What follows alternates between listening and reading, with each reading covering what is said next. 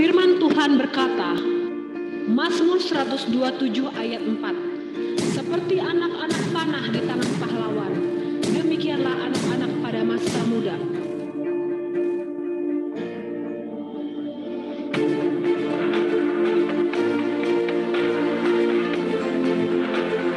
Manapun anak panah itu ditempatkan, dia pasti tepat sasaran.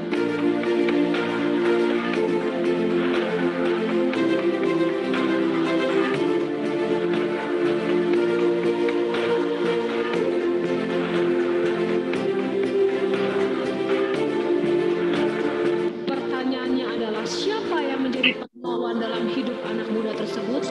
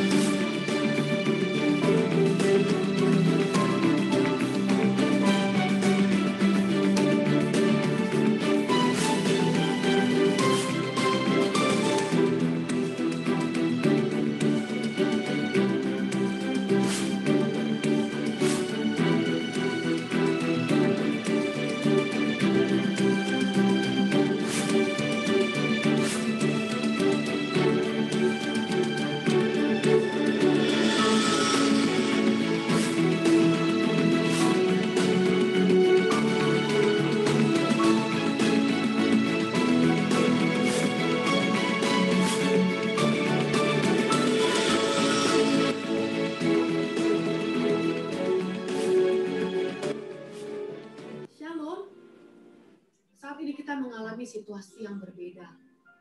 Biasanya setiap hari kita orang tua mengantar jemput anak sekolah. Namun sekarang sudah 6 bulan pembelajaran jarak jauh. Belum lagi anak-anak kita belum bisa sekolah minggu, belum bisa beribadah. Jadi urusan pendidikan dan spiritualitas adalah tanggung jawab orang tua sepenuhnya. Dibutuhkan kolaborasi antara orang tua, guru, dan siswa. Kita berharap situasi ini semakin baik, pandemi ini segera berlalu. Namun jika keadaan belum berubah, bahkan semakin berat, menyesakan, percayalah. Tuhan Yesus ada bersama dengan kita di masa-masa tersulit sekalipun. Biarlah kita menemukan rencana dan kehendak Tuhan di balik keadaan situasi saat ini. Bapak Ibu, masa-masa seperti ini penting bagi kita untuk terus terhubung satu sama lain. Merasakan bagian dari suatu komunitas.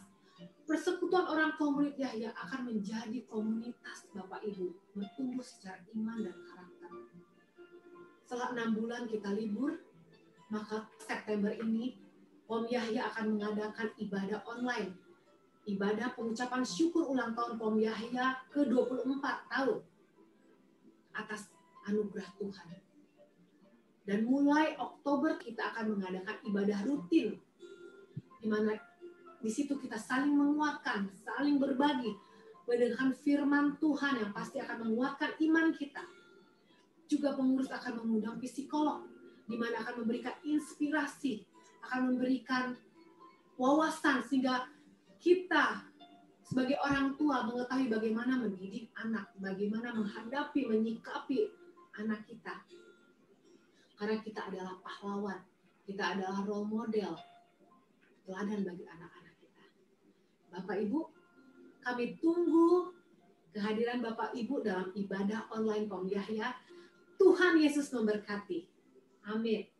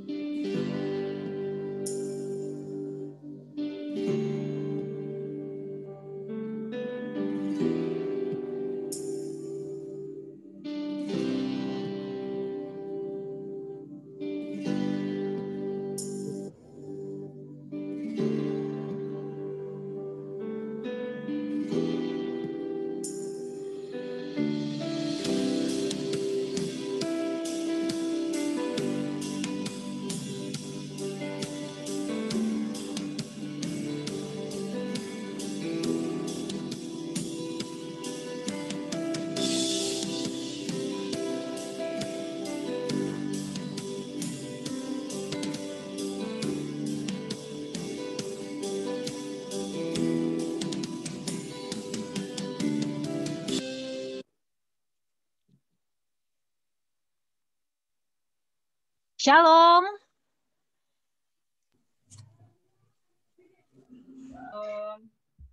Selamat malam Bapak Ibu, orang tua murid siswa Yahya.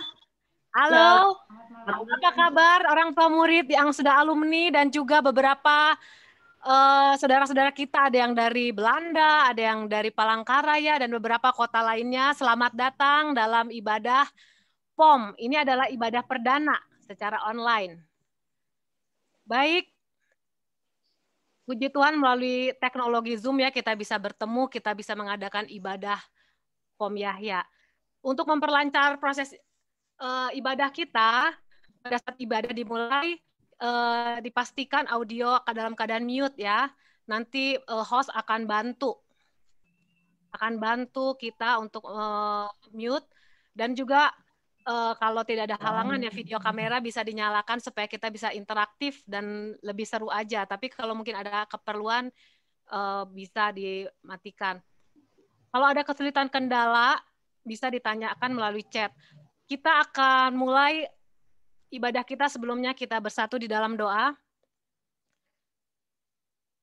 Selamat malam ya Bapa. Terima kasih Tuhan untuk berkat dan penyertaan Tuhan, terutama kesehatan dan pemeliharaan yang dari Tuhan. Terima kasih buat anugerah-Mu. Kami bersyukur Tuhan, banyak perkara yang sudah Tuhan sediakan bagi kami. Setiap jalan keluar bagi kami masing-masing tiap keluarga. Kami bersyukur kalau malam ini Tuhan kumpulkan kami dalam ibadah Zoom, di mana kami mau belajar tentang parenting untuk mempersiapkan masa depan anak-anak kami.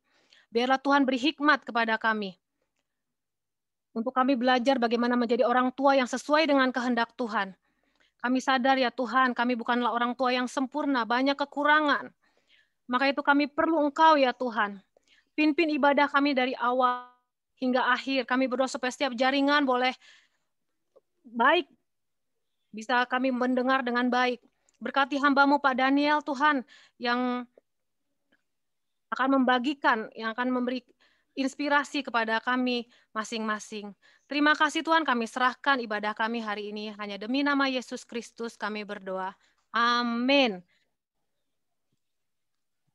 Kami persilakan Ibu Ari untuk memimpin kita dalam pujian. Kita akan menyanyi. Baik, makasih Bu Megi. Shalom, Bapak Ibu Saudara yang terkasih di dalam Tuhan. Ada sukacita malam hari ini?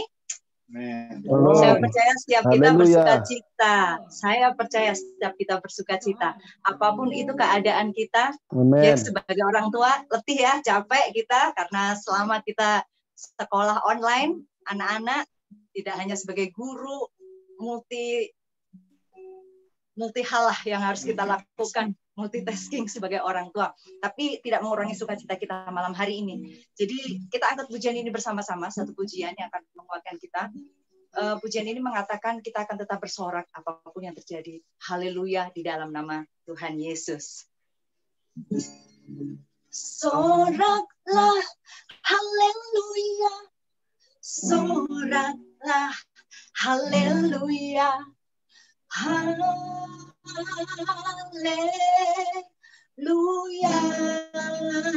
Saya percaya semua tahu pujian ini. Mari kita nyanyi bersama-sama ya.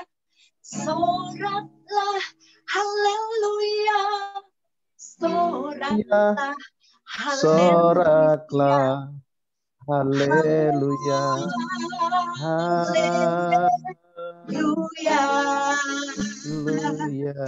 Mari bersama-sama kita menyanyikan segala puji syukur hanya bagi nama-Mu Tuhan. Segala puji syukur hanya bagi-Mu Tuhan. Sebab Kau yang layak dipuja. Kami mau bersorak, tinggikan nama-Mu.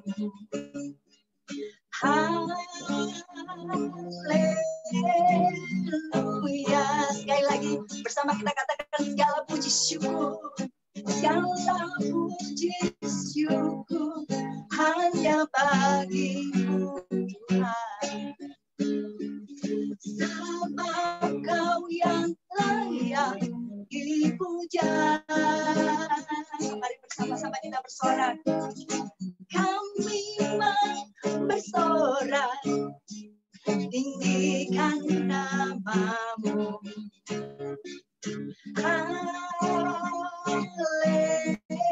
Haleluya. Mari bersama Bapak Ibu Saudara katakan sorak haleluya. Soraklah haleluya. Oh, soraklah haleluya. Haleluya.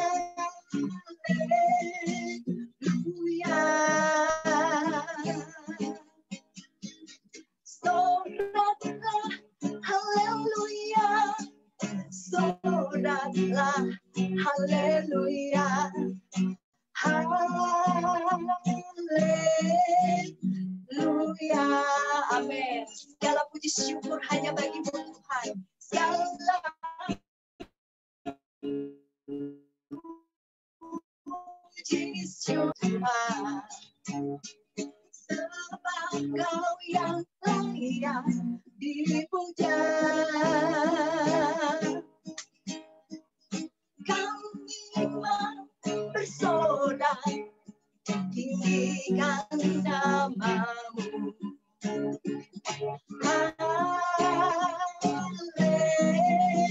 Haleluya. Soraklah haleluya. Soraklah haleluya. Soraklah haleluya. Haleluya.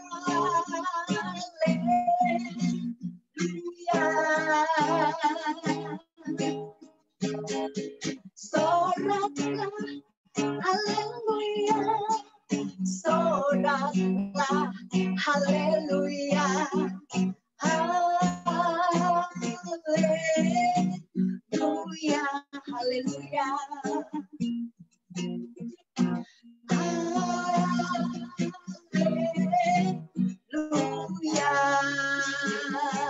Amin. Haleluya bagi Tuhan. Puji syukur kalau malam hari ini kita sebagai orang tua bisa bertemu bersama meskipun melalui online. Tuhan Yesus sangat baik bagi kita. Kasih-Nya sungguh besar, setianya bagi kita sebagai anak-anaknya. Sebagaimana kita orang tua kepada anak kita, demikianlah kasih Bapa kepada kita. Haleluya. Mari kita angkat pujian ini bersama. Seperti Bapa sayang anaknya.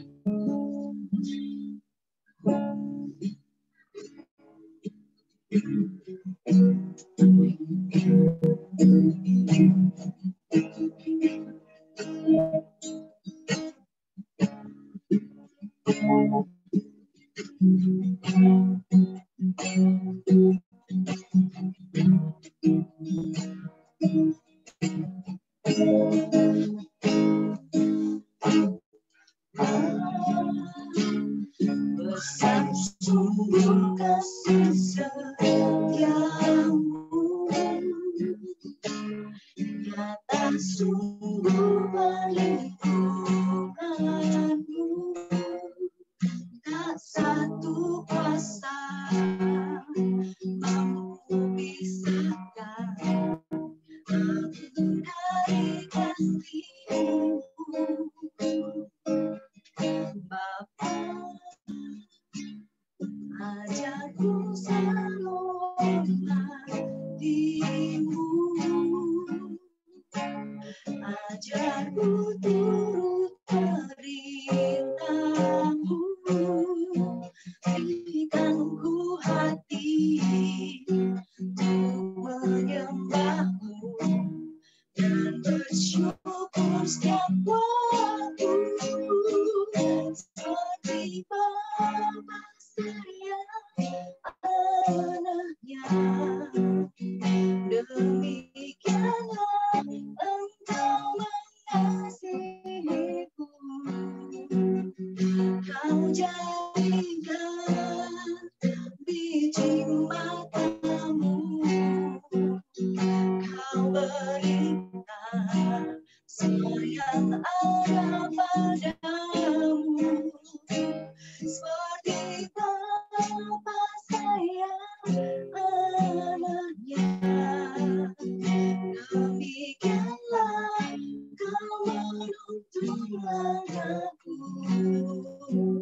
hari depan indah kau beri, rancanganmu yang terbaik bagiku, seperti Bapa sayang anaknya.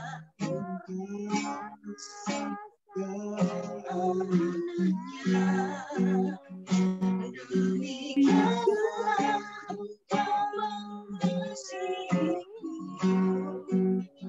Kau jadikan biji matamu, Kau berikan semua yang ada padamu, seperti Bapa sayang anaknya. Demikianlah kau menuntun langkahku, hari depan indah kau beri, rancanganmu yang terbaik bagiku.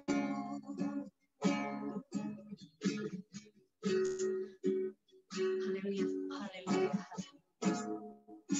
Terima kasih, bersyukur. Haleluya.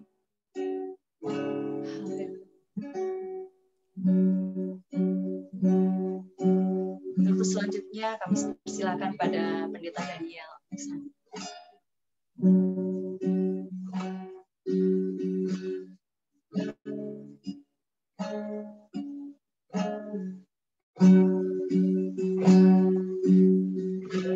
Selamat malam semua. Malam, Pak. Malam, Papa. Halo, terima Halo. kasih. Ya, terima kasih Halo. dari Pom Yahya yang memberi saya kesempatan untuk boleh berbagi.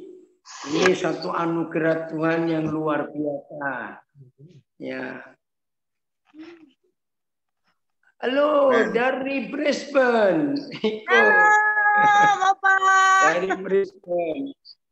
Halo, Koden. Ya, puji Tuhan. Nah, saudara-saudara yang ngikutin Yahya yang ada di Bandung, Jalan Mula Warman. Sudah berapa tahun sekolah Yahya ini berdiri? Kalau saya boleh tahu, supaya yang lain juga tahu. Sudah berapa tahun?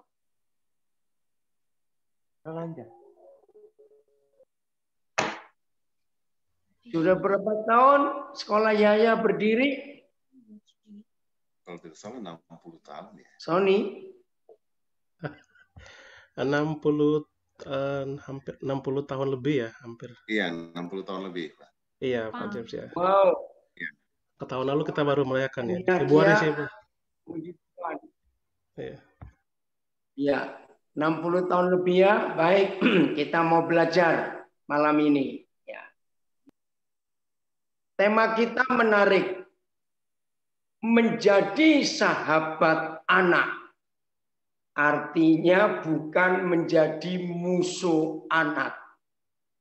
Tapi faktanya selama COVID-19 tidak sedikit terjadi perang dunia ke-7 dalam rumah antara orang tua dengan anak-anak karena belajar online.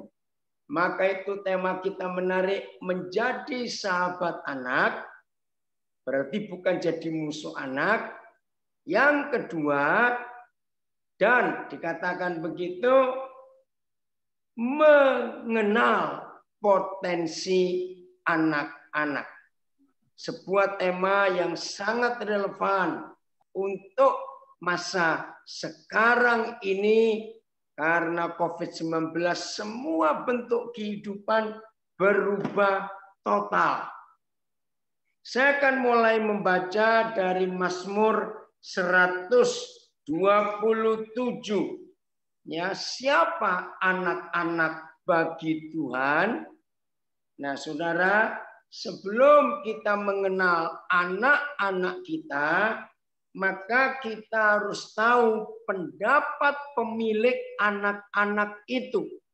Saya ulangi, sebelum kita tahu tentang siapa anak-anak kita, maka kita harus kenali dulu siapa anak-anak itu bagi pemilik awalnya, pemilik aslinya, sebelum anak-anak itu dititipkan kepada kita. Nah, kalau saudara dan saya tahu, dan semua orang di dunia ini tahu, siapa anak-anak itu di mata pemiliknya, pemilik awal ya, dan pemilik asli, itu istilah saya tentang anak-anak. Saudara dan saya sebagai papa mama, itu jangan tersinggung, bukan pemilik asli anak-anak. Ya, yang tersinggung jangan matikan saudara, ikuti sampai selesai. Kita ini bukan pemilik asli anak-anak. Pemilik asli anak-anak itu adalah Tuhan. Dia titip ke kita. Nah, pemilik awalnya juga Tuhan. Kita ini istilahnya pemilik yang kedua karena diserai dan dititipi. Maka kalau semua manusia di dunia bisa melihat ya bagaimana anak-anak di mata pemilik asli dan pemilik awal, maka kita tidak boleh sembarangan ya mendidik mereka. Kita tidak boleh sembarangan merasa punya hak atas anak-anak itu. Tidak. Mazmur 127 ya, dimulai dengan ayat 1. Mazmur 127. Jikalau bukan Yahweh yang membangun rumah. Saudara, ternyata ini enggak sekedar rumah tempat kita diam atau tinggal. Lalu rumah apa? Karena di ayat 3 ada firman, sesungguhnya anak-anak. Berarti ini rumah tangga. Jadi kalau bukan Yahweh yang membangun rumah tangga, sia-sialah usaha orang yang membangunnya. Sia-sia. Nah, setelah rumah tangga dibangun oleh pencipta rumah tangga yang adalah sama pencipta dunia dan alam semesta, saudara perhatikan firman ini dahsyat. Jikalau bukan Yahweh, yaitu pencipta alam semesta yang membangun rumah tangga, membangun keluarga, sia-sialah usaha orang yang membangunnya. Sia-sia. Jadi pencipta rumah tangga dan pencipta alam semesta itu satu. Bayangkan. Maka itu kalau kita lihat kejadian 1 dan kejadian 2, bagi yang belum tahu supaya ini tahu. Ya, bagi kita yang belum tahu harus tahu.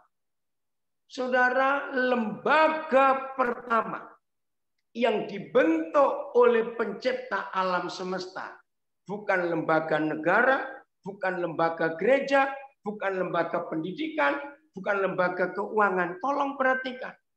Yang dibuat dan diciptakan pertama kali oleh pencipta alam semesta sebagai lembaga pertama yang dia dirikan adalah lembaga keluarga. Bukan negara, bukan gereja, bukan sosial, bukan yang lain. Keluarga.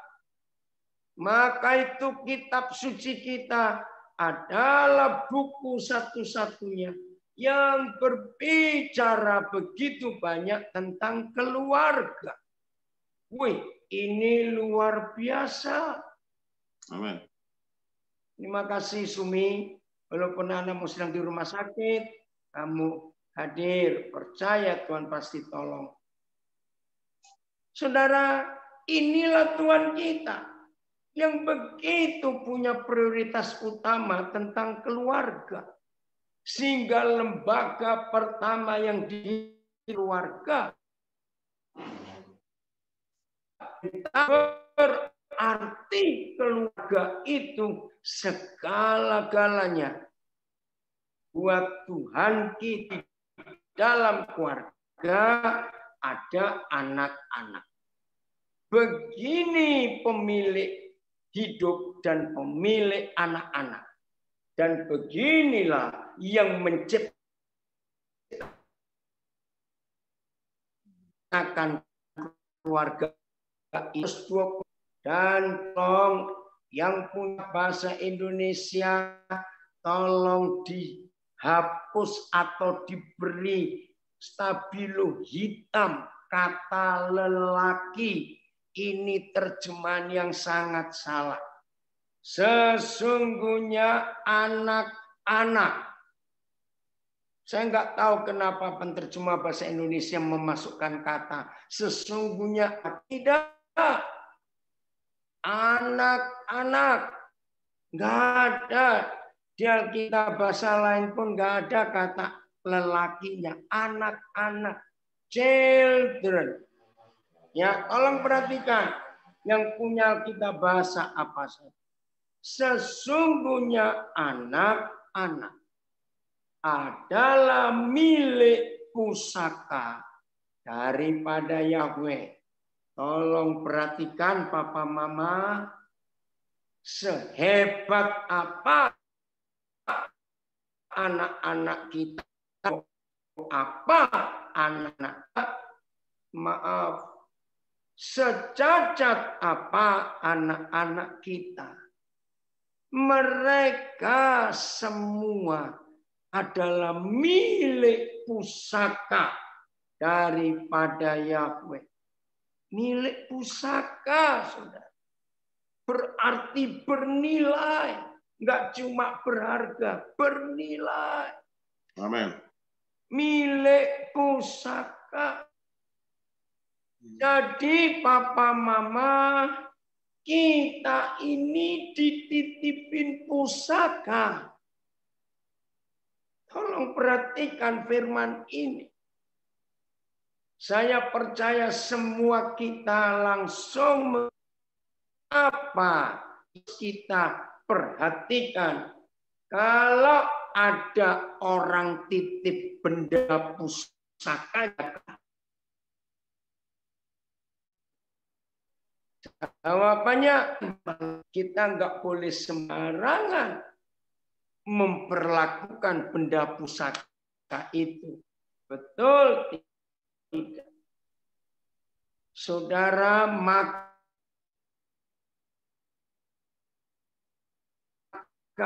itu sebelum ada tahun yang lalu di Jenewa yang tentang hak asasi anak. Lalu ada hukum yang dipakai oleh negara maju, Amerika, Eropa, yaitu hukum yang berat. Barang siapa yang melecehkan anak kecil, hukumannya berat. Ya. Saudara, perhatikan itu. Hukumannya berat yang melecehkan anak-anak. Ya. Ya, maaf kalau suara terganggu, saya matikan videonya kali ya. Oke. Nah, sebelum bangsa-bangsa di dunia membentuk sebuah lembaga tentang hak asasi anak, sekarang saya mau tunjukkan kepada saudara. Tuhan Yesus adalah orang pertama di dunia.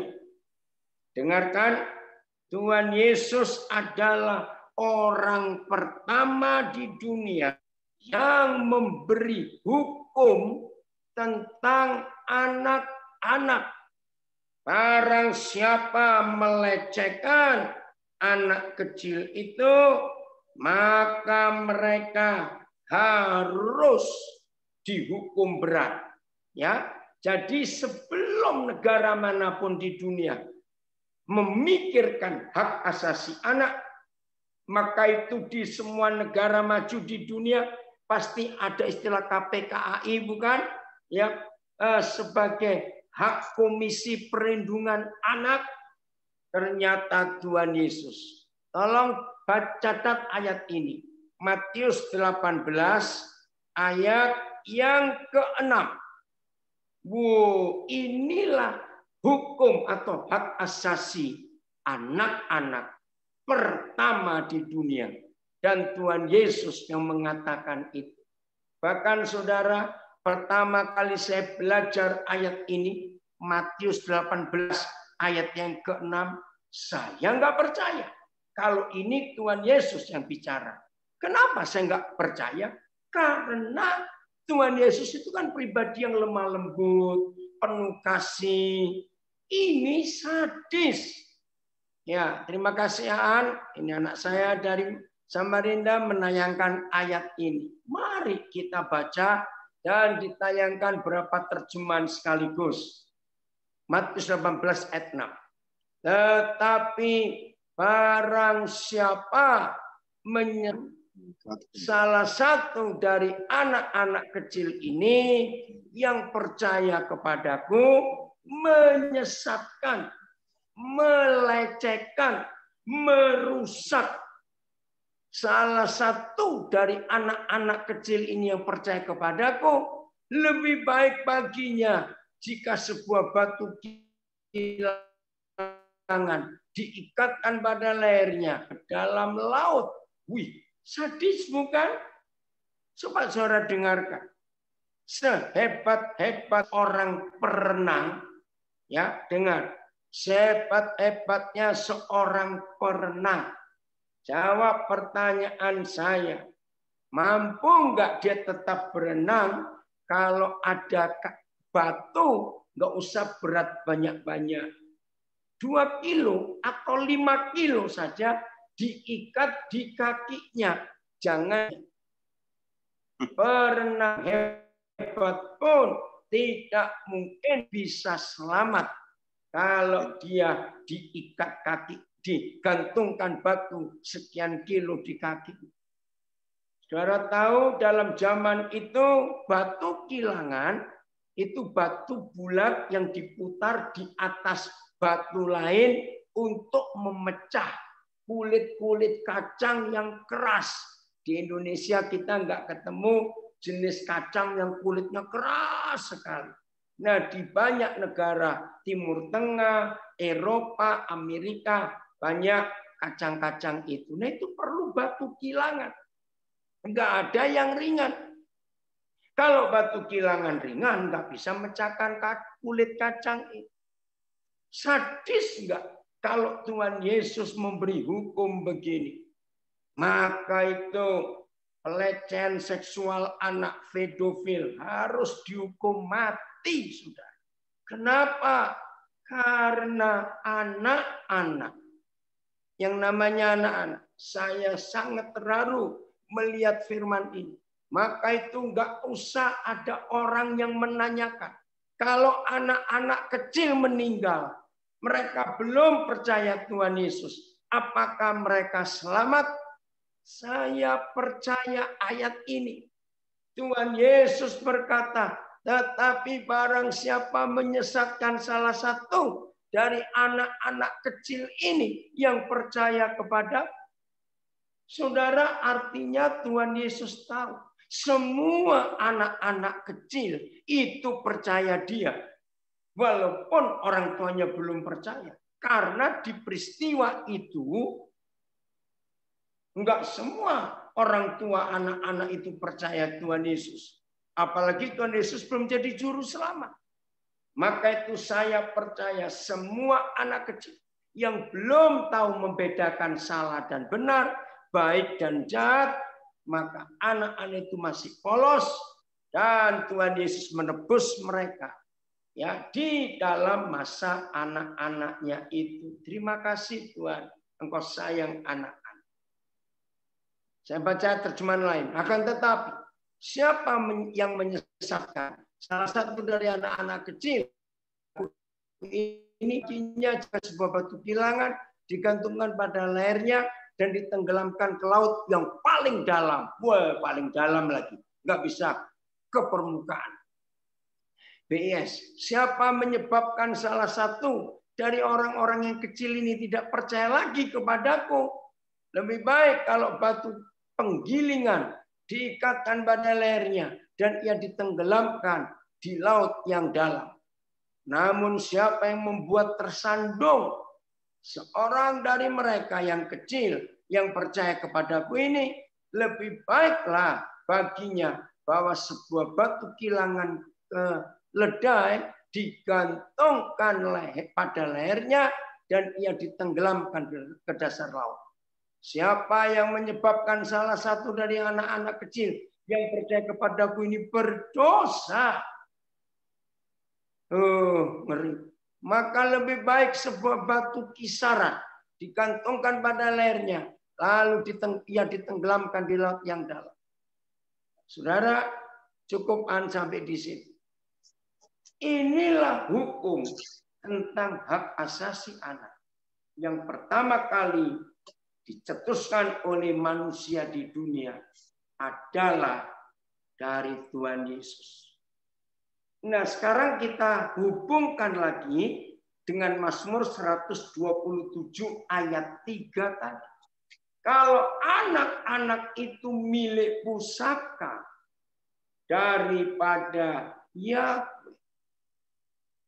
Saudara tolong catat, benda pusaka ya itu enggak ada duanya.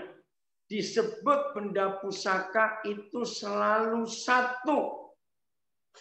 Tolong perhatikan, disebut benda pusaka selalu satu. Enggak ada dua. Maka itu anak-anak itu unik. Setiap kita ini satu. Anak kembar satu telur pun tetap unik.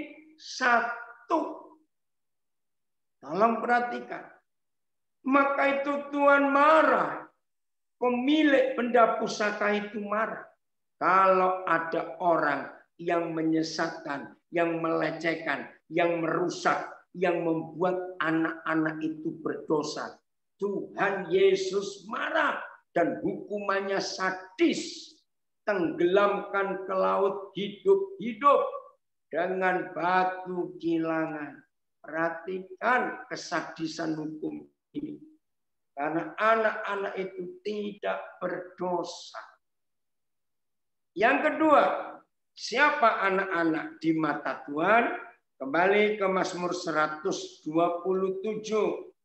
Ya, masih ayat 3, saya lanjutkan sekarang ayat 4. Dan buah kandungan adalah suatu upah. Ayat 4 sekarang. Mazmur 127 ayat 4 kan. Siapa anak-anak itu di hadapan Tuhan, bukan di hadapan kita. Seperti anak-anak panah di tangan pahlawan. Demikianlah anak-anak pada masa muda. Woi saudara, luar biasa. Oh, ada berapa terjemahan pakai kata anak lelaki? Tidak, itu salah. Ya. Yang SL ya, yang selbil. Seperti anak-anak panah di tangan kesatria. Demikianlah anak-anak pada masa muda kita. Terus, seperti anak-anak panah di tangan perwira, demikianlah anak-anak daripada usia muda seseorang. Nah, yang kedua, bagi Tuhan anak-anak itu seperti anak panah. Papa Mama, mari kita perhatikan. Anak-anak adalah pemberian Tuhan. Coba saya baca lagi yang kirim terjemahan ini. Terjemahan The Passion. Anak-anak adalah pemberian kasih dari Tuhan. Mereka adalah upah. Ayat 3. Kalau ayat 4. Ya, kalau ayat 4-nya apa? The Passion. Bisa terjemahkan, ditayangkan juga. Jadi begini saudara, bagi Tuhan pemilik asli dan pemilik awal anak-anak, mereka itu benda pusaka dan mereka itu anak panah. Oke, sekarang kita bahas. Mengapa Persekutuan Orang Tua Murid Sekolah Kristen Yahya di Bandung memberi tema pelajaran kita sekarang ini menjadi sahabat anak dan mengenal potensi anak?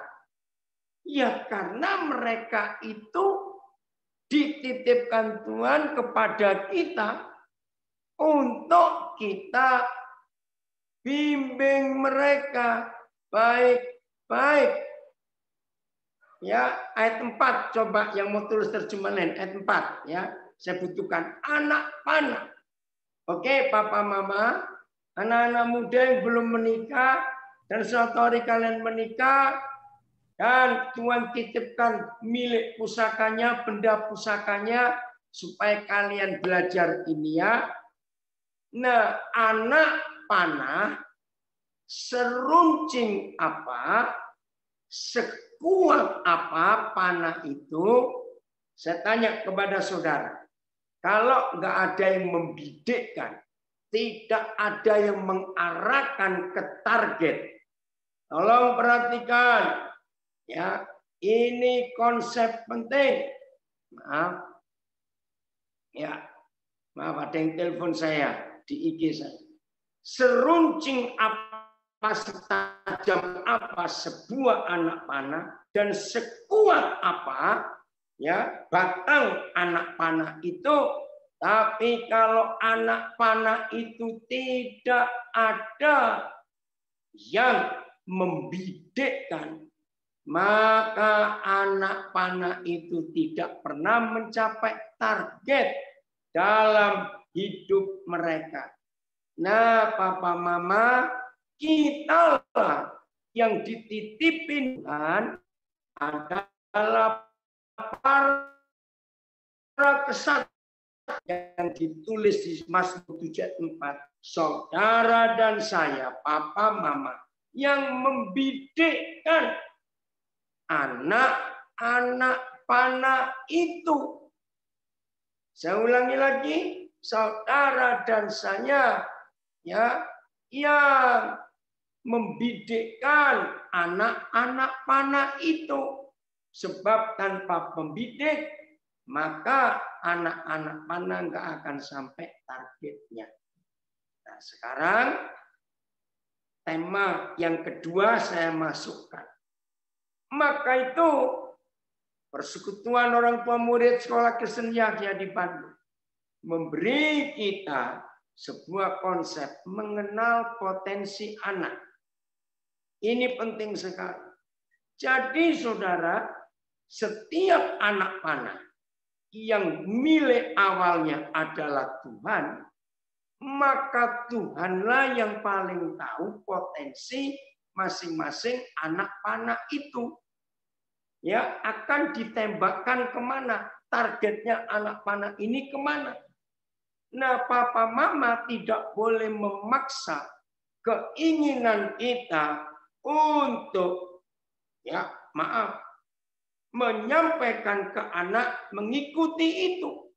Hancur dan rusak masa depan anak itu. Memang ada anak-anak yang salah milih. Di situ orang tua harus tahu juga bagaimana mengarahkan itu. Tapi tolong perhatikan, sebelum Papa Mama memilihkan masa depan anak-anak targetnya kemana, lebih baik kita tahu dari pemilik awalnya anak panah yang ini targetnya kemana. Maaf ya, saya cuma beri contoh. Aduh, maaf ini maaf. Mudah-mudahan nggak ada yang tersinggung ya. Saya cuma memberi contoh, maaf. Sebelum tahun 2020, pasti keadaan akan normal kembali, itu pasti ya. Maaf, saya cuma memberi contoh bahwa kalau kita tidak mengenali potensi anak kita, Ini cuma contoh lagi sekali. Jangan dianggap ini masalah besar. Sebelum tahun 2020, saudara, tidak ada orang tua yang tidak bangga kalau anaknya sudah jadi pilot. Bangga sekali. Tapi keadaan berubah. Tahun ini jadi seperti ini. Siapa sangka? Maka itu dunia mengalami perubahan yang luar biasa. Untuk itu papa mama harus tahu. Ya, potensi anak kita itu Tuhan tetapkan jadi apa. Nah, untuk mengetahui hal ini, ya, maka perlu sekali kita ini, untuk mengetahui hal ini perlu sekali kita ini sekarang melihat Yeremia 1 ayat 5. Yeremia 1 ayat 5. Maaf ya, contoh pilot tadi jangan dimasukkan, nanti saya cuma memberi contoh sekilas saja. Yeremia 1 ayat 5. Mengapa kita penting menjadi sahabat anak dan mengenali potensi anak? Kita lihat ayat ini.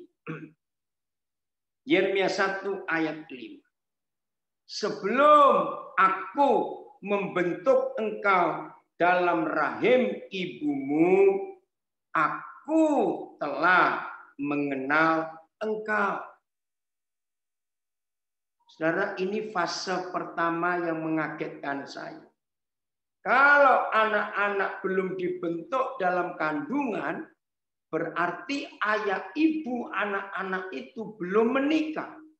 Bagaimana mungkin ayah ibunya belum menikah, anak-anaknya sudah dikenal oleh pemilik awalnya. Ini yang perlu kita tahu, potensi anak-anak kita. Sebab sebelum kita menikah, ternyata Tuhan sudah siapkan berapa anak yang dia mau titipkan ke saudara dan saya. Wih, ini luar biasa, saudara. Fase kedua, setelah kita menikah, aku telah menguduskan engkau. Wih, ya maaf. Dan sebelum engkau keluar dari kandungan, jadi kita sudah menikah, istri sudah mengandung, anak yang dalam kandungan itu sudah dikuduskan. Dipilih oleh Tuhan, dikhususkan anak itu. Fase ketiga. Dan aku telah menetapkan engkau menjadi nabi. Saya nggak baca karena itu untuk Yeremia. Tapi setiap anak yang Tuhan titipkan kepada kita, Tuhan sudah punya destiny. Kalau saya pakai istilah Indonesia, begini. Aku telah menetapkan engkau. Aku telah memberi destiny kepadamu. Aku telah membuat SK untuk engkau. Saudara perhatikan, SK. Untuk menjadi apa? Nah, ini masing-masing kita harus tahu. Untuk Yeremia, dia di-SK-kan destininya nabi. Nah, untuk anak-anak kita masing-masing, ya seharusnya kita juga dulu waktu seandainya orang tua kita tahu kebenaran dan kita diarahkan untuk jadi apa, wih itu luar biasa. Tapi ruang geraknya bagi bangsa-bangsa, saudara, ini luar biasa. Jadi istilah sekarang go internasional. Nah, itu masing-masing anak. Jadi ada 3 fase yang terjadi dalam hidup setiap anak. Fase pertama, sebelum kita menikah, anak-anak itu sudah dikenal oleh pemiliknya, yaitu Tuhan Bapa di surga. Setelah kita menikah, istri hamil, maka anak dikuduskan sejak dalam kandungan. Waktu anak kita lahir, surga sudah memberi SK, memberi ketetapan kepada kita. Kalau kita ingat kisah-kisah zaman dulu, sekarang buka sejarah. Tokoh-tokoh zaman dulu cukup banyak di dunia ini, nggak cuma di Nusantara, di banyak bangsa di dunia. Betul. Bahkan film-film Hollywood pun pernah membuat tentang tokoh-tokoh tertentu. Begini faktanya. Biasanya malam sebelum hari kelahiran anak itu besok, tiba-tiba ada peristiwa apa? Entah bencana alam, entah tanda-tanda di alam, ya, atau ada sesuatu, atau mimpi kepada orang tuanya. Mengerti ya kisah ini? Itu ada dari zaman dulu. Hebat sekali. Nah, kalau saya membaca kisah-kisah itu, lalu mencocokkan dengan Yeremia 1 ayat 5. Maafkan saya. Ternyata setan juga. Maka itu ada kisah-kisah yang mengerikan tentang orang-orang tertentu. Ya, ada kisah-kisah yang mengerikan tentang orang-orang tertentu. Dan itu biasanya orang-orang jahat, orang-orang yang melakukan kejahatan. Setan pun bisa memberi sesuatu tanda-tanda waktu anak itu mau lahir. Nah, saya harap saudara mengerti. Nah, saudara, percayalah setiap anak-anak kita yang Tuhan titipkan kepada kita, Tuhan pasti. Saya ulangi, Tuhan pasti sudah memberitahukan kita destiny anak kita itu kemana. Nah, maka kalau saudara dan saya sebagai orang tua sudah tahu sebelum anak kita lahir, Tuhan tetapkan anak itu jadi apa, ya macam-macam caranya. Bisa lewat mimpi, bisa lewat perasaan, dan macam-macam. Maka kita harus mengarahkan anak-anak itu ke sasarannya. Nah, ini sedikit ya, ini tradisi. Ya, ada berapa suku di Indonesia punya tradisi yang sama. Ketika anak bayinya umur di bulan tertentu, biasanya orang Jawa disebut selapanan, bulan yang ke-7. Nah, masing-masing juga ada, orang Batak, macam-macam. Anak itu dilepaskan di lantai, lalu di situ ditebarkan macam-macam benda, termasuk uang. Nah, kepercayaan orang-orang tua dulu, anak ini mau milih barang yang mana, maka itu kepercayaan orang tua, anak ini besok akan jadi apa yang dia pilih. Nah, kebenarannya di mana saya tidak tahu, cuma tradisi. Tapi saya belajar dari tradisi itu, ya, dari tradisi itu kita melihat ternyata orang-orang tua dulu pun punya cara untuk mendeteksi, untuk mengenal potensi anak ini. Jelas, saudara? Nah, oke, saya kembali kepada kalimat yang pertama dalam tema saudara. Menjadi sahabat anak. Ya, apa itu? Ya, jangan menjadi musuh buat anak itu. Oke, bagaimana cara kita menjadi sahabat anak? Berlakulah seperti Tuhan Yesus. Tuhan Yesus nggak pernah ditakuti anak-anak loh. Maka itu berapa kali tertulis di 4 Injil, di mana ada Tuhan Yesus, anak-anak datang berkerumun mendekati Tuhan Yesus. Nah, itulah sahabat anak. Oke, Nah, saya mau tunjukkan satu ayat lagi untuk menjadi sahabat anak, apalagi di masa pandemik ini, COVID-19. Yohanes 14 ayat 26. Yohanes 14 ayat 26. Nah, bagi anak-anak yang sudah dewasa dan saudara baru tahu firman ini, minta maaf pada mereka. Papa mama salah, dulu belum mengerti kebenaran ini. Bagi anak-anak yang masih kecil, bersyukurlah kita mendapat pelajaran ini. Tetapi penghibur, perhatikan, tetapi penghibur, yaitu Roh Kudus yang akan diutus oleh Bapa dalam namaku, dialah yang akan mengajarkan segala sesuatu kepadamu. Di mana letak sahabat anak? Saudara perhatikan. Ternyata seorang pendidik, ya, bukankah papa mama juga pendidik untuk anak-anaknya? Itu harus menghibur. Keren sekali firman ini, saudara. Nah, comforter bahasa Inggrisnya, ya, menghibur.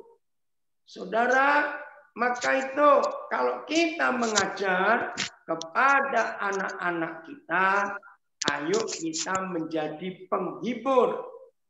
Nah, disebut sahabat anak itu karena kita menjadi penghibur untuk anak-anak kita. Ya, jadi aneh sekali firman ini.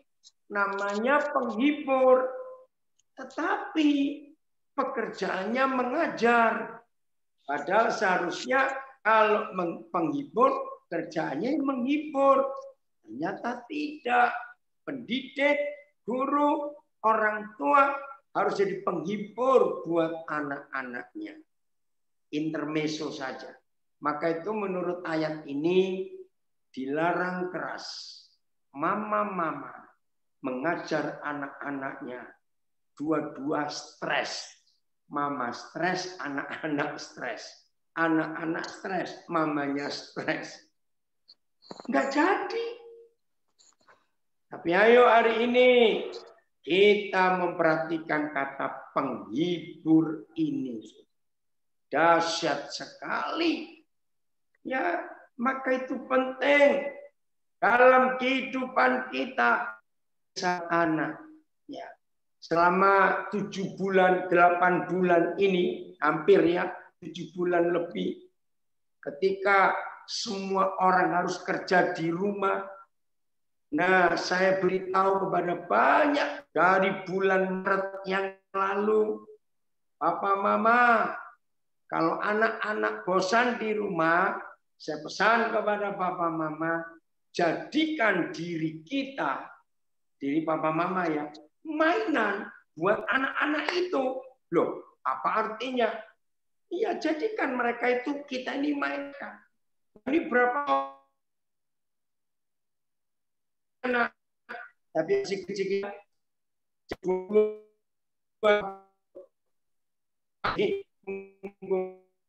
mainan, ajak main petak, ajak musik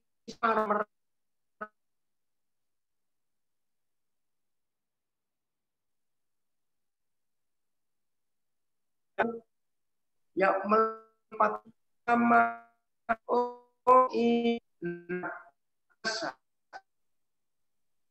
yang mana ulang, maaf memang sinyalnya ini.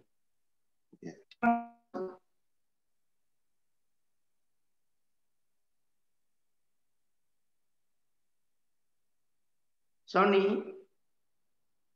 Ya, yang tadi itu Pak, peranan orang tua kan anak menjadi penghibur. Contoh-contoh tadi Pak sudah disebutkan tadi Pak. Tadi sempat hilang tadi Pak. peranan orang tua hibur. Iya. Yang itu, Son. Iya. Yang contoh tadi itu berperan sebagai... Ya, baik, saya ulangi lagi. Ya memang sinyalnya ini, Tuhan, tolong kami mau belajar. Jadi begini, saudara, menurut Yohanes 14 ayat 26. Roh Kudus itu kan guru kita. Ternyata Roh Kudus yang mendidik dan mengajar kita itu seorang hibur. Maka itu dihiburnya P-nya diberi huruf besar. Dia pribadi. Nah, kalau penghibur, tugasnya kan menghibur. Tetapi aneh. Penghibur tapi mengajar. Jadi papa mama dan semua pendidik, mari kita sungguh-sungguh selama mengajar, baik di kelas, kalau sudah ada, sudah offline lagi, tatap muka, sekarang tidak, apalagi di rumah, ayo kita menghibur. Nah, menghibur itulah jadi sahabat anak. Saya ulangi, karena kalimat pertama dalam pembahasan kita adalah menjadi sahabat anak. Maka saudara dan saya harus perhatikan. Saudara dan saya harus menjadi penghibur buat anak-anak.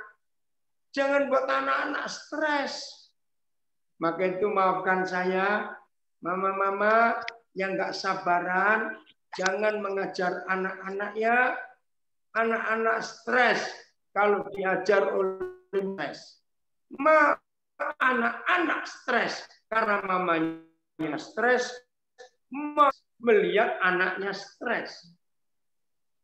Anak melihat mama stres, anak stresnya makin tinggi. Makin tinggi stresnya anak-anak, maka stresnya mama juga makin tinggi.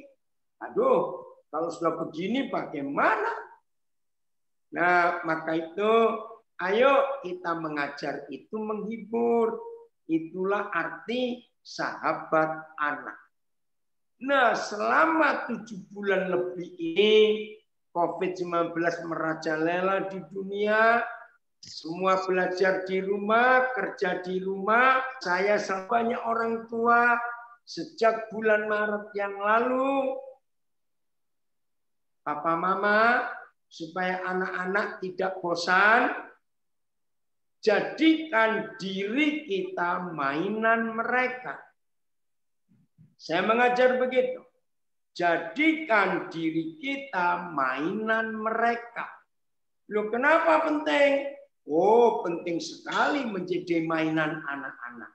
Karena anak-anak kasihan ya, nggak bisa sekolah. Mereka stres. Pagi-pagi ada yang langsung pakai seragam. Sampai mama papa bingung. Mau kemana kamu? Pengen sekolah. Ya, karena ya, dia mau cari teman. Nah, di sini papa mama, ayo kita penghibur mereka. Nah, papa-papa, kalau anak-anak masih kecil-kecil, jadilah kuda-kudaan mereka. Ya, tapi tolong ya anak-anak, jangan lama-lama, papamu capek. Nah, terus papa mama buat petak umpet. Ya, papa di mana, mama di mana, anak-anak suruh cari, langsung gantian. Anak-anak sembunyi di mana, nanti papa mama cari. Sekedar itu saja anak-anak senang. Karena nggak bisa keluar rumah, nggak bisa ke mall, nggak bisa kemana-mana, anak-anak stres. Maka itu perlu saudara di penghibur buat mereka. Ada berapa keluarga saya ikuti luar biasa, ya anak perempuan, ya di rumah itu nggak ada anak laki. Nah maka suatu hari papanya sedang tiduran, anak perempuannya masih kecil. Bawa alat make up mamanya, lipstiknya, bedaknya, pensil alis. Saya dikirimi videonya, saya tertawa. Jadi anak perempuan kecil ini merias wajah papanya dengan alat-alat mamanya. Ya kacau balau. Tapi anak-anak senang. Nah, buat anak-anak perlombaan di rumah, bersihkan ya ruang tamu siapa, ruang tengah siapa, kamar ini siapa, buat perlombaan siapa paling bersih, dapat hadiah. Ya, ajak anak-anak membantu mamanya, misalnya setelah jemur baju kering, bajunya, ajak anak-anak lomba melipat baju, siapa paling rapi. Ya, saya percaya kita semua pasti punya hikmat sehingga anak-anak tidak bosan di rumah.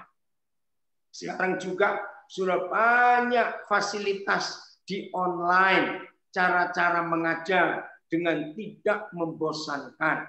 Bersyukur untuk semua fasilitas itu.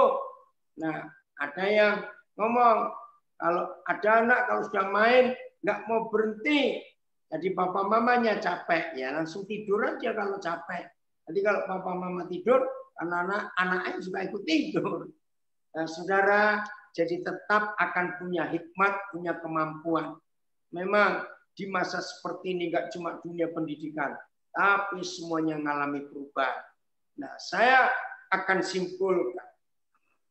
Menjadi sahabat anak, jangan bentak-bentak anak, jangan jadikan anak-anak musuh, jangan stres menghadapi anak-anak. Kalau mereka capek, mereka bosan, wajar. Tapi Roh Kudus akan memberi kita hikmat, sehingga kita tidak akan kehabisan akal, nggak akan kehabisan cara untuk tetap main dengan mereka. Ya, Roh Kudus pasti akan memberikan kita banyak ide. Oh, terima kasih Tuhan untuk itu. Jadi, kalau ada papa mama yang mulai stres, datang kepada Bapa di surga. Ya, Roh Kudus memberikan penghiburan. Ya, cari komunitas yang betul supaya saling menguatkan, saling menyegarkan, sehingga anak-anak kita nggak stres di rumah. Apalagi, aduh, saya pesan yang rumahnya kecil, anak 3 misalnya, tetap jangan stres. Surga ada di keluarga kita. Asal papa mama, saya pesannya, di masa COVID-19 seperti ini, ekonomi aduh menakutkan. Tolong ya papa mama, jangan nambah utang. Hiduplah dengan apa yang ada. Minta hikmat Roh Kudus. Belanja mulai disesuaikan dengan keadaan. Ya, nggak anak-anak nggak akan marah. Kita berikan hikmat kepada mereka. Tolonglah papa mama, jangan sering bertengkar. Walaupun seperti ini ekonomi sangat berat, percayalah burung di udara Tuhan pelihara. Apalagi kita nggak akan mati kelaparan. Percaya itu. Tuhan tetap sanggup kirimkan mana dari surga untuk keluarga kita. Karena itu, saudara, jangan bertengkar karena uang. Jangan bertengkar karena kerjaan sepi. Jangan. Nah, saya titipkan supaya papa mama tetap bisa jadi sahabat anak. Mengampuni jangan hilang dari pernikahan kita.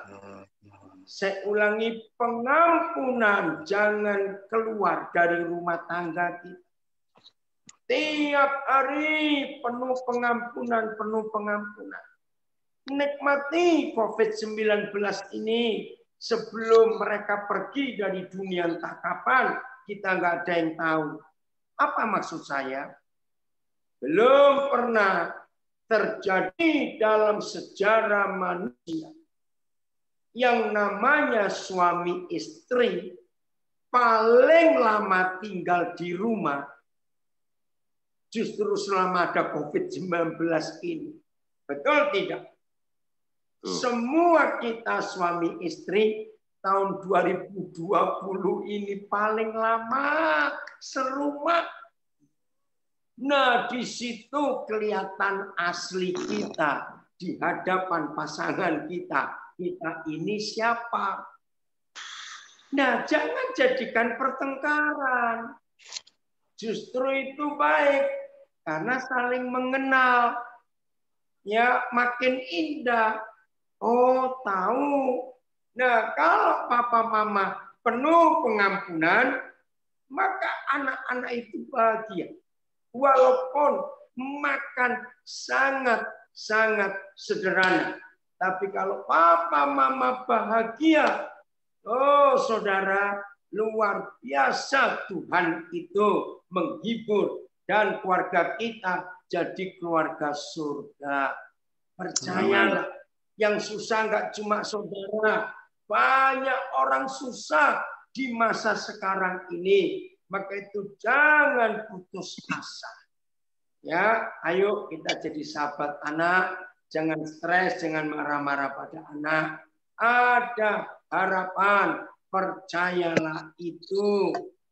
Nah, yang kedua tadi, kenali potensial kita dengan cara Tuhan memberitahu kita, anak kita itu akan jadi apa nantinya, targetnya kemana. Roh Kudus menolong kita menjadi orang tua yang berkenan kepada Tuhan. Puji Tuhan.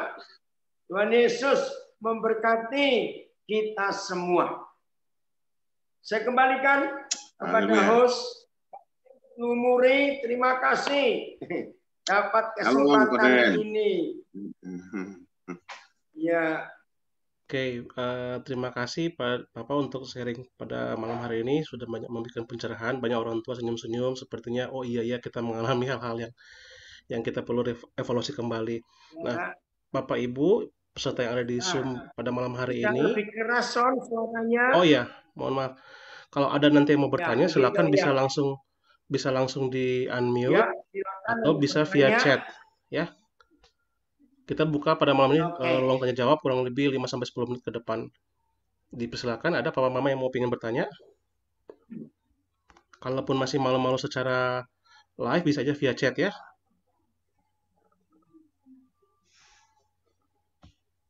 Oke. Kalaupun ini papa ada pertanyaan yang diajukan juga, yaitu ini. Pertama, bagaimana mengelola emosi kita sebagai orang tua ketika konflik dengan anak, khususnya remaja. Nah, ini yang remaja ya Pak ya. Jadi bagaimana mengelola emosi kita sebagai orang tua ketika konflik dengan anak atau remaja khususnya? Ya, wah ini pertanyaan luar biasa. Bagaimana mengatasi konflik orang tua dengan anaknya usia remaja? Saudara, jangan lagi anak-anak kita. Lukas 2 itu menulis Tuhan Yesus pun di usia 12 tahun konflik dengan orang tuanya. Bayangkan, ini jujurnya Alkitab. Saya ulangi ya, Tuhan Yesus saja konflik dengan orang tuanya, apalagi kita. Maka itu Alkitab ini sebuah satu-satunya buku yang menjadi jawaban untuk semuanya. Jadi Papa Mama, pelajari Lukas 2 mulai ayat, sebentar, Lukas 2 ya. Waduh itu bagus sekali. Lukas 2 mulai ayat yang ke, catat ya nanti baca di rumah, mulai ayat yang ke 41 sampai 52. Lukas 2 41 sampai 52. Nah, konflik Tuhan Yesus. Maka menurut firman itu, Papa Mama, setelah anak kita mencapai angka belasan, 11 ke atas, tolong perhatikan. Maka Papa Mama tidak boleh jadi orang tua untuk anak-anak, tapi jadi teman atau sahabatnya. Ya. Jadi tema ini tadi menarik harusnya, karena waktu. Nah, kalau Papa Mama di usia remaja anak-anak kita jadi sahabat, bukan jadi Papa Mama konflik dengan. Jadi konfliknya anak-anak remaja dengan kita karena mereka sudah meninggalkan masa anak-anak, tapi kita tidak bisa ikut naik bersama pola pikir mereka. Ketika mereka menanjak remaja, ternyata di pikiran kita mereka tetap anak-anak. Maka itu ketika kita sebagai papa mama menganggap dan memperlakukan mereka seperti anak-anak, mereka protes, mereka tidak terima. Nah, tolong Bapak Mama perhatikan Lukas 2 itu kisah yang luar biasa. Nah, maka itu Bapak Mama naiklah. Ya, naiklah bersama anak-anak itu. Jangan kita menganak-anakkan mereka terus. Nah, setelah itu Bapak Mama harus mengenali di masa remaja itu apa yang mereka cari. Kalau saya pakai istilah psikologi, dengar ya Papa Mama, anak-anak di usia remaja, ini gambaran yang saya paling tepat saya temukan waktu saya belajar tentang children psychology dan teenager psychology. Tolong catat Papa Mama, anak-anak, kalau anak-anak kita belum remaja, penting ini dipelajari. Setiap meninggalkan anak-anak masuk ke usia remaja, tolong ingat, gambaran yang paling jelas keadaan jiwa dari anak-anak remaja itu seperti gunung api yang mau meletus. Di dalam jiwa mereka bergejolak magma. Tahu ya kata magma? Ya, itu mereka sedang bergejolak di dalam. Nah, bayangkan Bapak Mama, diri mereka saja mereka itu nggak tahu siapa mereka. Maka itu mereka berkelakuan aneh-aneh. Nah, di sini Papa Mama harus jadi sahabat buat anak-anak, menolong mereka.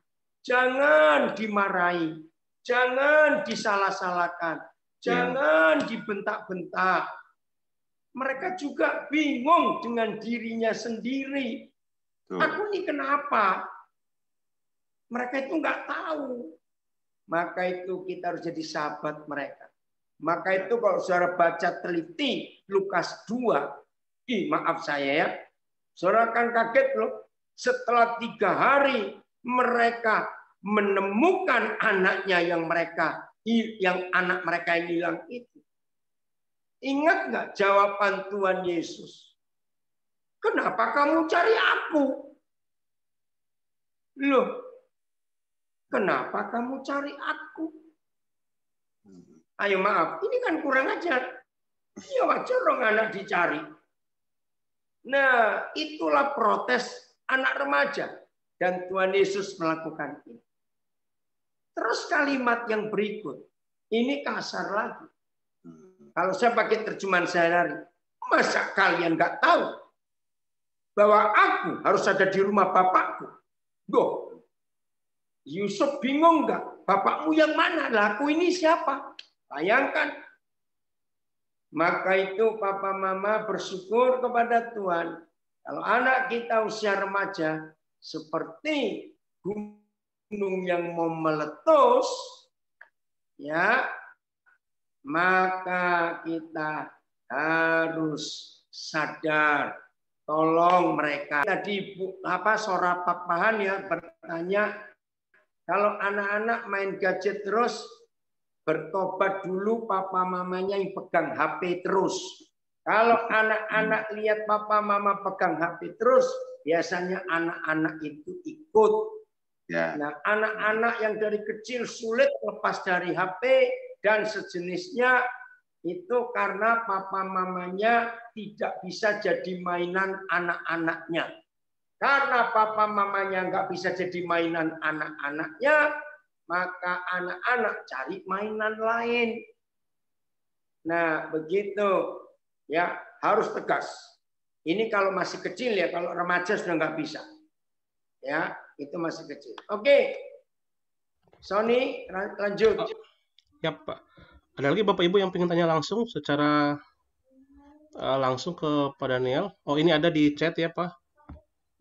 Dari Boktavia.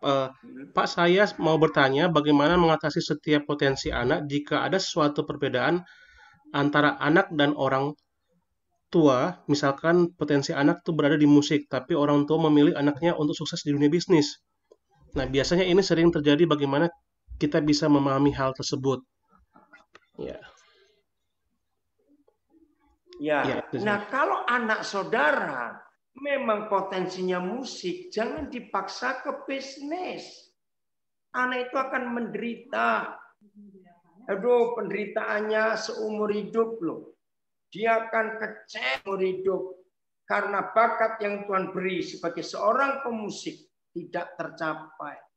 Wajar orang tua memikirkan bisnis, tapi seharusnya kita egois. Maaf ya, orang tua yang mikirkan supaya anaknya masuk ke bisnis, cuma begini loh maksudnya, jangan tersinggung. Supaya kita sudah tua nggak direpoti anak minta duit terus. Maaf, itu egois. Ya udah, kita harus lihat potensi anak itu ke arah mana. Tadi kita sudah baca Yeremia 1 ayat 5. Oke, lanjut, Son. Oke, ada Bapak Ibu yang tadi sempat raise hand tadi mau bertanya? Oke, ada lagi? Oh, ada ya. Nah, ini kalau istri saya sudah belikan HP sejak dari balita. Saya sudah tegur tapi istri melawan. Gimana Pak? Omongan yang baik tidak pernah dianggap istri. Itu pertanyaannya seperti itu, Pak. Ya, chat ini, Ajak Pak. istri ketemu komunitas. Ya, jadi komunitas wanita yang betul-betul punya konsep pendidikan yang benar. Maafkan saya, begini, Papa, mungkin istri nggak sebagai mama, dia nggak mau direpoti oleh anaknya. Karena istri itu karier mungkin, karier, wanita karier. Nah, berarti Bapak sebagai suami dan papanya anak itu ambil alih haknya mama. Jadi Bapak yang ngasuh anak itu. Ya, jadikan diri Bapak mainan anak itu, hingga anak itu nggak perlu HP lagi. Kasihan loh kalau ada anak seperti itu. Atau yang ketiga, Bapak sebagai suami cari orang ketiga yang direspek oleh istri, dan orang ketiga itu punya konsep pendidikan yang betul tentang anak-anak. Nah, suruh orang itu nasihati istri Bapak. Yang keempat, ya Bapak bergereja di mana, maka minta tolong gembala untuk menasihati istri atau ibu gembala. Berikan contoh-contoh rusaknya anak-anak karena gadget itu tadi. Oh, rusak matanya, rusak semuanya kalau masih kecil. Oke, Son, lanjut. Oke. Ini ada pertanyaan, Pak. Kalau susah katanya istrinya karir. Oke, terima kasih ya. Ini pertanyaan gini, kalau anak masih kecil kan masih suka berubah-berubah keinginannya. Sebentar yang suka A, terus tiba-tiba suka B. Nggak lama kemudian tidak suka lagi gitu. Nah, gimana Pak kita bisa peka mengetahui kalau itu adalah benar-benar potensi anak yang sesuai dengan rencana Tuhan? Ya, memang kalau masih kecil kita nggak bisa memaksakan anak ini mau bagaimana, ikuti saja. Nah, sebagai orang tua, setelah kita tahu tadi Mazmur 127, percayalah Papa Mama, datang kepada pemilik awal dan pemilik asli anak-anak itu. Ngomong dengan Papa di surga. Papa, kami nggak mau salah tentang milik pusakamu ini. Beritahukan kepada kami, ya, beritahukan kepada kami anak ini targetnya kemana. Pasti Roh Kudus akan memberitahu. Karena itu permintaan yang sesuai dengan kehendak Tuhan. Begitu. Oke. Ada lagi Bapak Ibu yang mau bertanya langsung? Bisa silakan langsung di unmute atau mungkin Pak ada pertanyaan dari FB atau IG? Nggak ada ya? Oke, ini ada pertanyaan lagi Pak ya, sambil menunggu yang lain boleh di via chat juga ataupun bisa langsung. Yang ketiga ya Pak ya, ini sekarang kan kita tahu ada kemajuan teknologi yang sangat cepat ya, dan anak bisa dapat informasi, akses informasi dari mana saja gitu. Bahkan untuk belajar sekalipun. Nah ini mungkin dianggap baik, tapi kadang menimbulkan dampak negatif buat anak itu. Kalau anak itu tidak memiliki integritas atau kejujuran. Jadi menurut Pak Daniel, apa saja yang bisa kita lakukan sebagai orang tua Dianggap supaya ya? Jadi gini, karena kemajuan teknologi kan anak kan bisa lanjut langsung. Putus tadi, Son. Oh ya, jadi karena kemajuan teknologi, akses teknologi kan cepat ya Pak ya. Anak-anak itu bisa dapat informasi dari mana saja, bahkan untuk belajar sekalipun. Nah, cuman di sisi lain itu baik, tapi kadang menimbulkan dampak negatif buat anak itu sendiri. Kalau anak itu tidak memiliki kejujuran atau integritas. Nah, menurut Bapak, apa saja yang bisa kita lakukan sebagai orang tua supaya kemajuan teknologi ini sekarang ini ya, anak itu tetap bisa memiliki integritas. Jadi artinya tidak perlu copy paste materi dari mana langsung kirim ke sekolah dan seterusnya. Kurang lebih gitu ya Pak ya. Jadi gimana orang tua itu bisa menyikapi dan bisa menolong gitu Pak. Oke. Nah, mudah-mudahan pertanyaan ini tidak terlambat. Maksud saya begini, kalau anak Bapak yang bertanya ini sudah umur 20-an, agak berat. Nah, begini maksud saya. Kalau papa mama sejak anak-anak masih kecil, sudah membiasakan punya hubungan yang akrab, yang erat sebagai sahabat. Jadi nggak cuma sebagai papa dan mama, tapi sebagai papa, mama, dan anak-anak, tapi sebagai sahabat. Anak-anak punya kedekatan dengan papa mama. Anak-anak punya kebiasaan terbuka dengan papa mama. Maka setelah anak-anak remaja, saudara, anak kita nggak akan larinya ke sosial media atau tanya informasi ke Google. Tidak akan. Anak-anak kita yang sudah kita biasakan sejak masih kecil komunikasi dengan kita dan kita juga terbuka dengan anak-anak itu, maka anak-anak nggak akan cari informasi sendiri tanpa melibatkan kita. Maka itu saya katakan tadi, kalau anak sudah dewasa kita terlambat. Nah, tolong beritahukan kepada mereka kalau besok mereka menikah, supaya cucu kita tidak salah. Begitu caranya. Ya. Jadi papa mama jadikan sahabat ya anak-anak kita. Amin. Itu aja. Oke Pak, ada lagi pertanyaan Pak via chat Pak. Dari Ibu Kristia, bagaimana cara agar anak-anak itu senang belajar membaca Alkitab? Nah, itu pertanyaan dari Ibu Kristia ya. Begini, sebelum mereka diajar suka baca Alkitab, jangan ditunjukkan bukunya. Salah. Papa, mama harus punya hidup dengan pola Alkitab. Kalau anak-anak melihat papa mamanya, pola hidupnya seperti pola Alkitab, pasti anak-anak akan tanya, oh jadi papa mama baca buku apa? Kok papa mama bisa seperti itu? Kenapa papa mamanya teman-teman saya nggak seperti papa mama? Nah, karena Alkitab, Terus yang kedua, berikan Alkitab bergambar yang untuk anak-anak. Ceritakan firman Tuhan. Oke, lanjut. Oke. Baik, Bapak Ibu, ada lagi yang mau ingin bertanya langsung? Oke, ada apa di via chat mungkin secara privat ada orang tua yang bertanya ke Bapak di Zoom via chat, bisa dibaca Pak privat? Ya, ini di IG aja. Tolong tanya sifat anaknya itu dominan menurut siapa, papa atau mamanya? Tergantung. Ya, anak-anak lebih dekat ke siapa? Ya. Jadi karakter anak itu tidak menurun, tapi meniru, beda sekali. Nah, jadi papa mama harus jadi papa mama yang baik sejak anak-anak itu masih kecil. Ya, karakter Kristus harus terlihat di hidup papa mama. Kalau karakter Kristus terlihat di hidup papa mama sejak anak-anak masih kecil, maka nggak ada karakter yang salah. Semuanya karakter Kristus. Ya. Ya, Pak, kalau lanjut. tidak salah Pak di Zoom-nya Papa ada yang chat ya Pak, privat Pak. Lewat chat. Nggak kebaca di sana juga. Iya, jadi mungkin privat ke address-nya Papa. Oh. Iya. Iya, sebentar.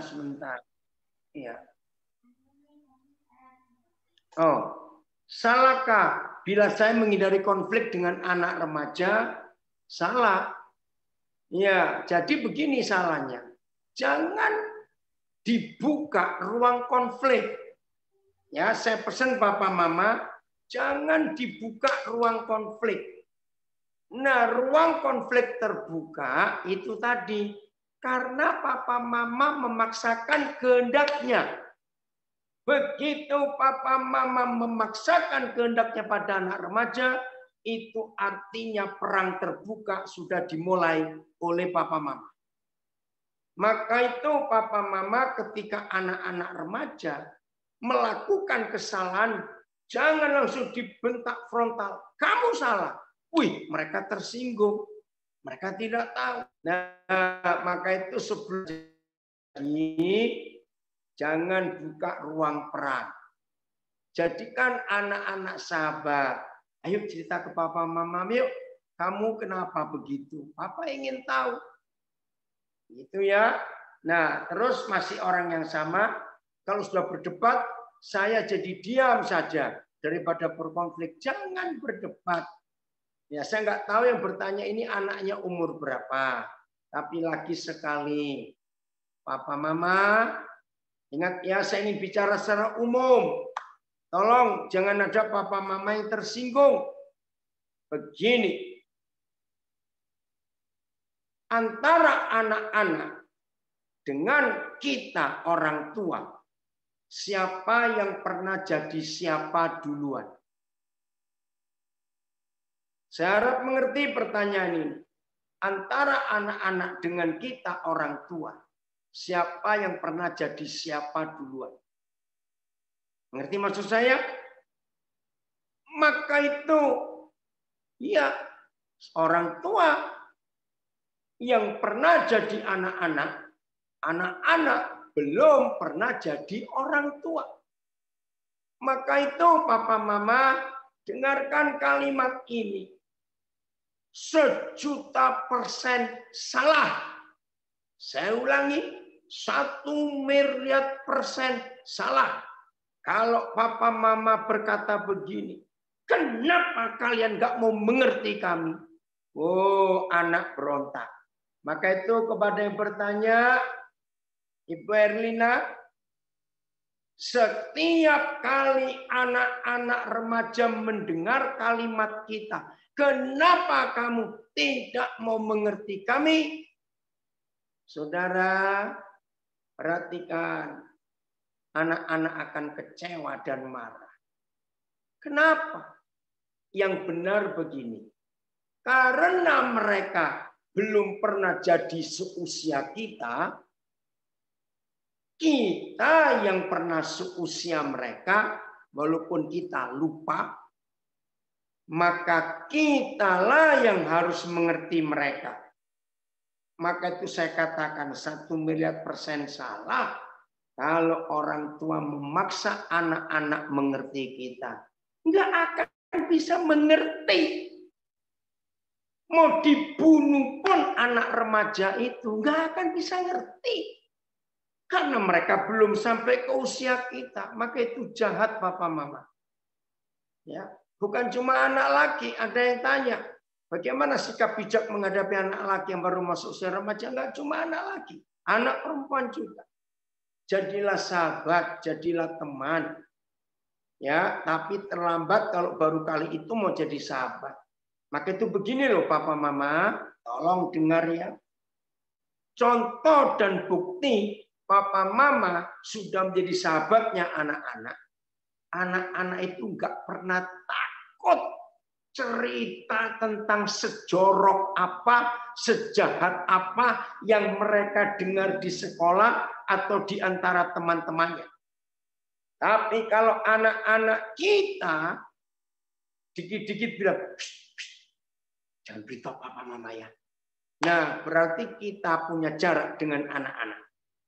Maka itu Papa Mama bersahabatlah dengan anak-anak dari sejak masih kecil. Jadi pertanyaan ini salah. Bagaimana sikap bijak menghadapi anak laki-laki yang baru masuk usia remaja 11 tahun? Terlambat. Harusnya sejak mereka masih kecil, mereka sudah anggap kita temannya, bukan papa mamanya, sehingga mereka nggak takut kalau mereka cerita apa saja ke kita. Tapi lagi sekali papa mama, di dalam Tuhan tetap ada perubahan. Kita minta Roh Kudus bekerja untuk memulihkan hubungan kita dengan anak-anak yang sudah retak. Ya. Nah, saya akan akhiri ya, karena saya harus keluar. Saya ada talk show di radio ini sebentar lagi. Saya berikan ilustrasi ini. Tolong ya, Sony ini masih direkam ya? Oh bagus, masih direkam. Masih. Saya dapat ilustrasi ini dari Roh Kudus. Tolong Papa Mama, Roh Kudus tolong kami. Ini berat buat kami Papa Mama, berat sekali. Tapi kami harus melakukan ini dalam nama Yesus. Setiap ada konflik antara Papa Mama dengan anak-anak, anak-anak dengan Papa Mama, berarti ada jurang di antara kita. Saya ulangi, setiap ada konflik antara kita dengan anak-anak dan anak-anak dengan kita, berarti ada jurang, saudara. Nggak usah bilang selebar apa. Yang disebut jurang itu pasti bukan selokan. Maka itu anak-anak nggak bisa kembali ke tempat kita karena sudah ada konflik. Ya. Nah, jurang itu nggak bisa kita timbun. Terlalu besar biayanya menimbun jurang. Jurang itu hanya bisa diatasi dengan jembatan. Ya. Bukankah ini yang Papa lakukan, Papa di surga terhadap kita? Kita terpisah karena dosa. Maka Papa datang membuat jembatan. Dan jembatan itu namanya Yesus Kristus Tuhan. Papa Mama, kalau kita terpisah dengan anak-anak, tidak boleh anak-anak yang suruh ke tempat kita. Salah. Kita harus ke tempat mereka. Tolong perhatikan. Papa Mama yang gengsi, nggak mau rendah hati, anak makin jauh terpisah. Nah, jembatannya itu bukan berupa jembatan besi, jembatan beton. Jembatannya itu kita, orang tuanya. Tolong jaga.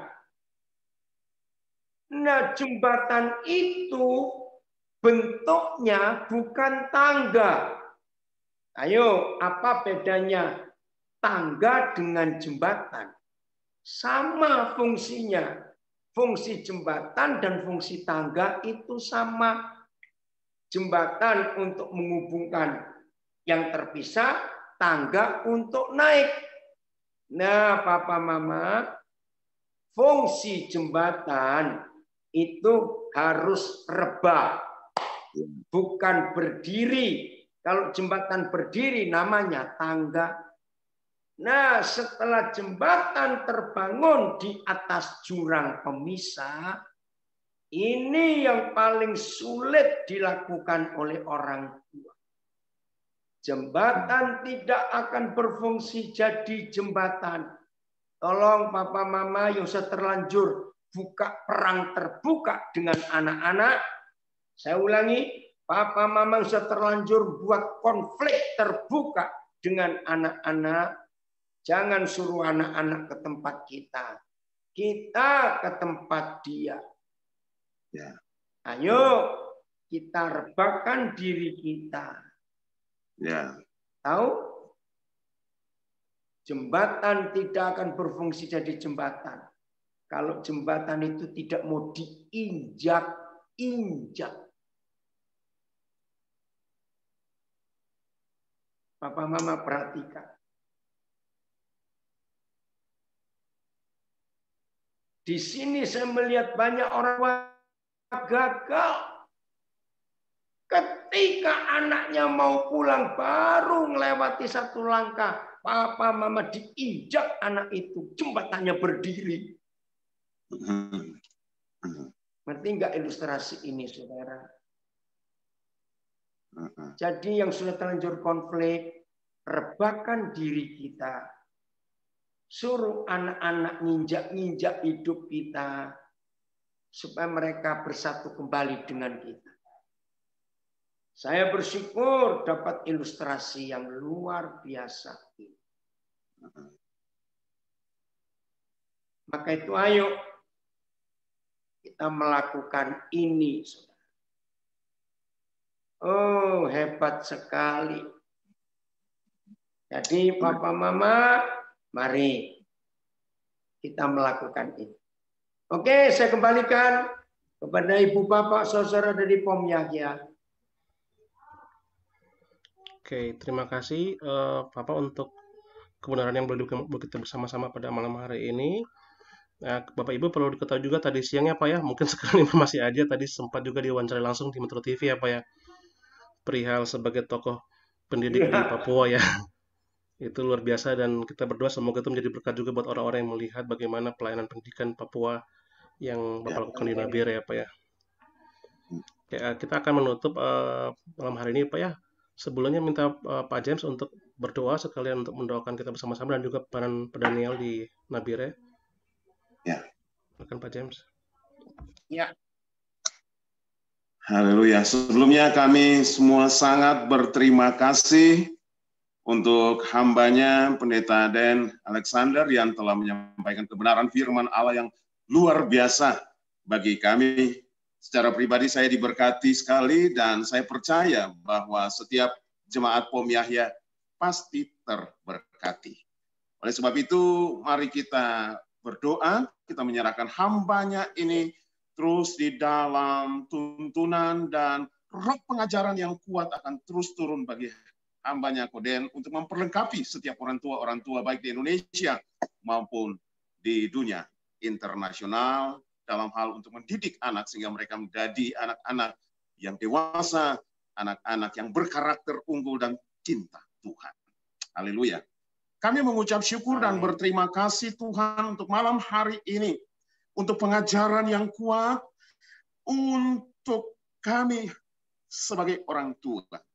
Hari ini kami mengangkat tangan kami untuk memberkati hamba-Mu ya Tuhan, Pendeta Dan Alexander dan Ibu Lucy yang sudah Tuhan pakai untuk anak-anak di Papua. Biarlah roh pengajaran yang kuat turun bagi hamba-Mu ya Tuhan untuk memperlengkapi setiap anak-anak Papua dan juga anak-anak Indonesia pada umumnya. Agar setiap kami orang tua juga diperlengkapi melalui hamba-Mu ini. Dan kami orang tua menjadi orang tua yang rendah hati untuk menerima setiap pengajaran dan berupah agar setiap anak-anak yang dipercayakan kepada kami milik pusaka ini menjadi anak-anak yang memiliki roh takut akan Tuhan dan hidup di dalam kebenaran. Terpujilah nama-Mu ya Tuhan. Kesehatan Engkau berikan bagi hamba-hamba-Mu. Kekuatan yang ekstra, jasmani dan rohani diberikan bagi hamba-Mu ya Tuhan. Terima kasih banyak Tuhan Yesus. Haleluya. Bapak, Ibu, dan saudaraku yang terkasih, jemaat Pom Yahya yang dikasihi dan diberkati Tuhan Yesus. Dengarlah, jika engkau baik-baik mendengarkan suara Tuhan Allahmu dan melakukan dengan setia setiap perintah dan ketetapannya yang telah diperdengarkan kepadamu hari ini, dan melakukannya dengan setia, maka Tuhan Allahmu akan memberkati kehidupan.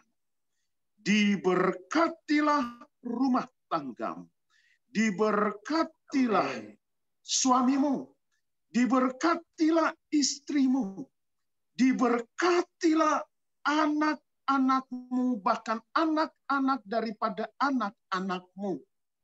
Generasi lepas generasi melalui keturunanmu akan menjadi generasi yang takut akan Tuhan. Roh yang cinta dan mengasihi Tuhan dengan segenap hati menjadi bagian daripada keturunan. Jika engkau baik-baik mendengarkan suara Tuhan Allahmu yang telah diperdengarkan kepadamu hari ini dan melakukannya dengan setia. Diberkatilah juga pekerjaan, diberkatilah usahamu, diberkatilah pelayananmu. Lumbung-lumbungmu terisi penuh dan melimpah ruah. Engkau akan menjadi berkat di tengah-tengah lingkaran pengaruhmu. Haleluya. Kebajikan dan kemurahan akan mengikutimu. Dan biarlah kebenaran ini akan terus menuntun kita sampai Maranatha. Tuhan Yesus datang kembali. Dan kita akan bersama-sama dengan Dia di dalam kemuliaannya. Kekal selama-lamanya. Bukalah kedua belah tanganmu dan terimalah segala berkat dan anugerah-Nya.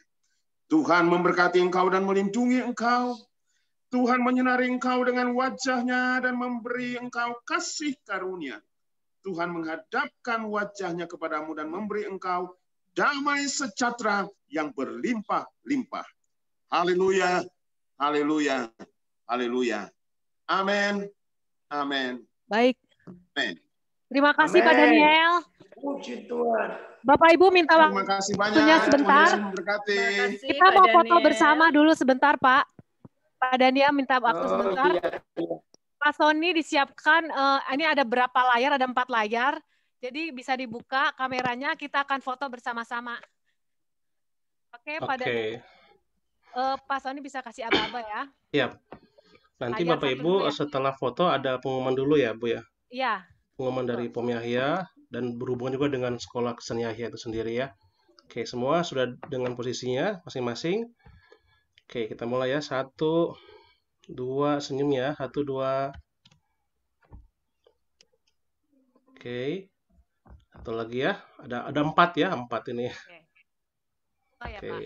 Ya, mulai lagi yang kedua. 1. Oke, 1, 2. Oke. Oke, udah. Sekarang yang ketiga. Ya, yang ketiga bisa nyala lagi ya semuanya. Oke. 1, 2. Oke. Slide terakhir. Ya, ada juga yang izin tidak bisa nyala karena kameranya ya, nggak apa-apa. 1, 2, 3. Iya. Oke. Ya, udah Bu Megi, silakan ya. Baik, untuk terakhir ada pengumuman. Pak Daniel, kalau mau live nggak apa-apa, Pak. Kami mengucapkan bisa dibuka. Terima kasih. Bisa dibuka semuanya, bilang terima kasih kepada Pak Daniel. Dibuka suaranya. 1, 2, 3. Terima kasih, Terima kasih, Pak Daniel. Terima kasih, Bapak Daniel. Shalom. God bless you. Terima kasih. Terima kasih. Oh, orang-orang hebat. God bless you. Oke. Terima kasih, Goden. Puji Tuhan. Sama-sama Pak James.